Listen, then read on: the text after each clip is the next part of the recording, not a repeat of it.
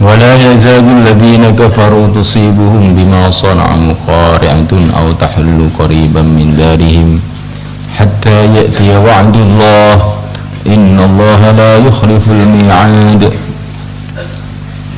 ولا يزال, dan tidak henti-hentinya dan senantiasa alladzina, orang-orang kafaru yang mereka kafir, tusibuhum, menimpa mereka, bima sana'u, bima sebab perkara sana'u yang mereka perbuat, qari'atun, bencana, au tahulu, atau engkau masuk, au tahulu, atau engkau masuk, hai Muhammad, qariban, di tempat yang dekat, min darihim, dari negeri mereka, hatta ya'tiya, sehingga sampai wa'dullahi, janji Allah, innallaha, sesungguhnya Allah, la yukhlifu, tidak menyalahi al-mi'ad, janji.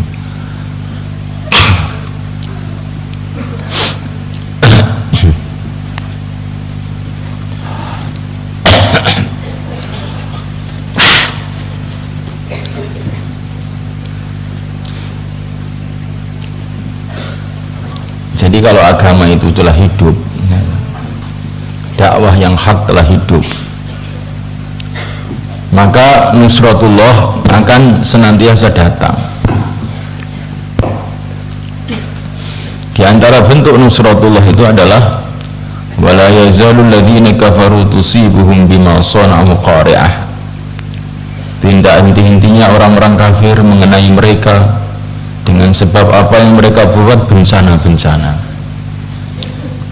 Jadi kalau dakwah yang hak itu telah ada, maka orang-orang kafir nanti senantiasa mendapatkan bencana-bencana. Karena yang hak telah hidup. Tapi kalau yang hak ini tidak dikerjakan, tidak ada perjuangan yang hak, tidak ada, justru yang kena bencana itu orang Islam. Sebelum dakwahnya Nabi Musa alaihissalam, maka yang kena bencana itu justru orang Islam, yaitu Bani Israel. Tapi setelah dakwah yang hak hidup dan Bani Israel mulai kembali kepada agama, justru bencana-bencana itu kepada Fir'aun. Ada banjir, ada Dofati, ada kutu, ada darah, macam-macam ya, bencana-bencana terus datang kepada orang-orang kafir. Au tahullu qariban, atau engkau masuk di tempat yang dekat, min darihim, dari negeri mereka. Ya, maksudnya daerah Islam akan terus meluas, daerah kekuasaan orang Islam terus meluas, sehingga engkau akan masuk di negeri yang dekat dengan negeri mereka, orang-orang kafir. Di daerah-daerah kekuasaan orang Madinah tambah meluas sampai mendekati Mekah, di mana Mekah waktu itu kekuasaan orang kafir. Hatta ya'ti wa'dullah, sampai datang janji Allah, yaitu kemenangan yang sempurna, yaitu dengan penaklukan kota Mekah. Dan kalau yang hak itu datang, maka kekuatan orang Islam itu akan mengembang, meluas sampai mendekati negeri orang-orang kafir, sampai datang janji Allah, negeri orang kafir itu pun akan dikuasai orang Islam juga. Dan ini telah menjadi kenyataan ketika orang-orang Islam ini mengamalkan agama dengan sungguh-sungguh, maka terus meluas kekuasaannya sampai ke timur, ke barat. Tapi ketika orang Islam ini mulai meninggalkan agamanya tidak dijaga, maka kekuasaannya jadi menyempit sampai ditindas sama orang-orang kafir. Astagfirullahaladzim.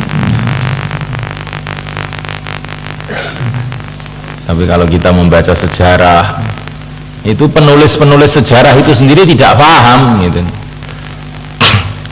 Penulis sejarahnya cuma menulis sejarah ini negara berdiri, negara hancur, negara berdiri, negara merosot, negara hancur.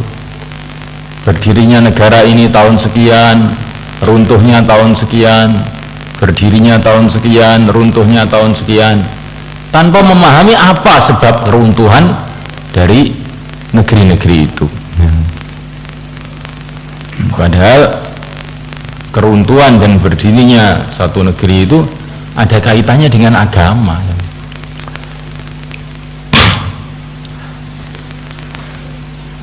Maka penulis-penulis sejarah itu kamu hati-hati membaca penulisan-penulisan sejarah itu. Nah biasanya itu mereka itu tidak paham, mereka cuma analisa politik saja. Keruntuhan negeri ini karena terjadi perpecahan, karena terjadi pertempuran, karena terjadi ini, terjadi ini, terjadi ini. Tapi sebab yang hakiki itu dari mana? Sebab yang hakiki itu hakikatnya adalah dari amalan mereka itu. Ketika amalan agama ditinggalkan, maka terjadi perpecahan, percekcokan, keruntuhan, kehancuran, dan seterusnya.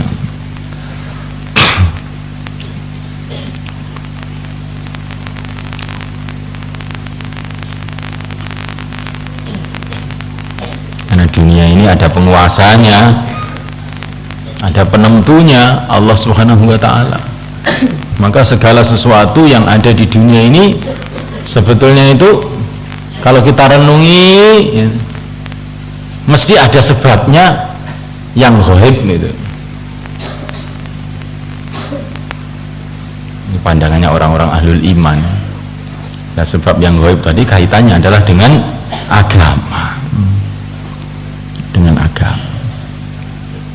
Tidak ada ceritanya satu bangsa atau satu negeri yang mengamalkan agama Allah dengan benar, baik dari segi dakwahnya, ibadahnya, muamalahnya, muasyarahnya, kemudian dihancurkan, nggak ada ceritanya, nggak ada ceritanya. Pasti sebelum kehancuran itu sudah terjadi kemerosotan-kemerosotan di dalam amal dulu.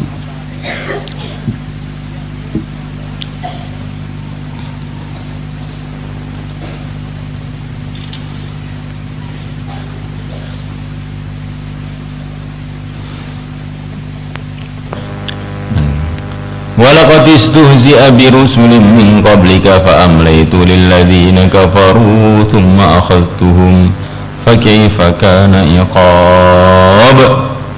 Walaqad istuhzi'a, dan sungguh telah ditertawakan birusulin, dengan rasul-rasul min qablika, sebelum engkau. Fa'amlaytu, maka aku memberikan tempo, memberikan tangguh lilladzina, bagi orang-orang kafaru yang mereka kafir. Tumahaduhum, kemudian aku menyiksa mereka. Fakaifa kana iqab, bagaimanakah keadaan siksaku. Masya Allah.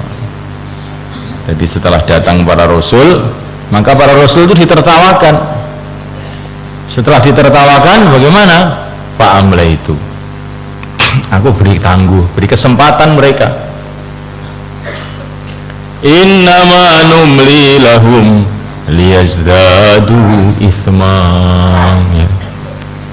Dikasih kesempatan oleh Allah SWT supaya cukup dosanya, itu supaya cukup untuk mendatangkan azab, ya. Kemudian akhirnya datang azab. Bagaimana keadaan azab Allah? Falamma nasu ma dzukkiru bihi fatahna alaihim abwaaba kulli syai'. Ketika mereka telah lupa dengan peringatan yang diberikan kepada mereka, maka justru fatahna alaihim abwaaba kulli syai', aku buka untuk mereka pintu segala sesuatu. Pintu kekayaan, pintu kemenangan, pintu kemajuan, pintu segala dibuka. Hatta idza farihu bima utu, sehingga ketika mereka telah bergembira ria dengan pemberian-pemberian tersebut, akhadnahum baghtatan fa idahum mublisun, maka aku siksa mereka secara tiba-tiba mereka jadi putus asa. Itu ceritanya seperti itu. Kalau sudah dakwah datang, orang-orang kafir tidak mau menerima, maka itu nanti yang terjadi itu justru nampaknya orang kafir tambah maju. Akhirnya kemudian kehancuran. Dan ini seperti itu telah berulang-ulang di dalam sejarahnya Namrud, sejarahnya Fir'aun, sejarah Persia, sejarah Romawi. Maka kita ini jangan tertipu dengan keadaan sekarang ini. Orang-orang kafir maju, ekonominya maju, teknologinya maju, olahraganya maju, segalanya maju.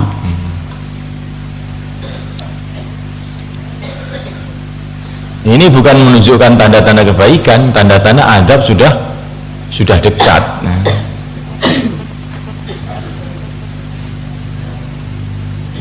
Katanya para masyayikh kita seperti ayam itu kalau disembelih, begitu disembelih, kalau sudah mau mati itu malah meloncat-loncat dia, ini meloncat-loncat ini bukan sehat ini. Kalau orang nggak ngerti, wah tambah sehat disembelih. Ini sekarat, bukan sehat ini.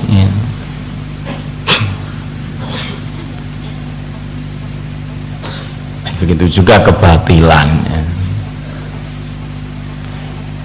Ini Fir'aun ketika datangnya dakwah Nabi Musa malah merajalela kezalimannya, tapi setelah itu kehancuran. Maka yang penting kita ini nggak usah ngitung-ngitung berapa kekuatan orang kafir. Yang penting itu kita ini mewujudkan yang hak, dimulai dengan dakwah yang hak, amalan yang hak. Dunia ini ada penguasanya. Nanti kalau yang hak itu sudah datang, yang batil itu akan dihancurkan oleh Allah SWT. Maafum ya Pak. Dan ini sudah dibuktikan dalam sejarah manusia yang beribu-ribu tahun ini. Dan kalau orang tidak tahu sejarah atau tahu sejarah tapi tidak bisa memahami sejarah dengan benar, maka dia akan tertipu.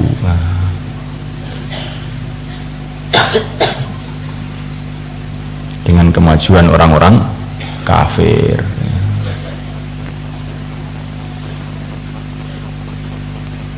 Sampai timbulnya aliran-aliran yang nyeleweng seperti jaringan Islam liberal. Itu karena apa? Itu orang tergiur dengan kemajuan orang-orang kafir, silau dengan kemajuan orang-orang kafir, akhirnya down mentalnya.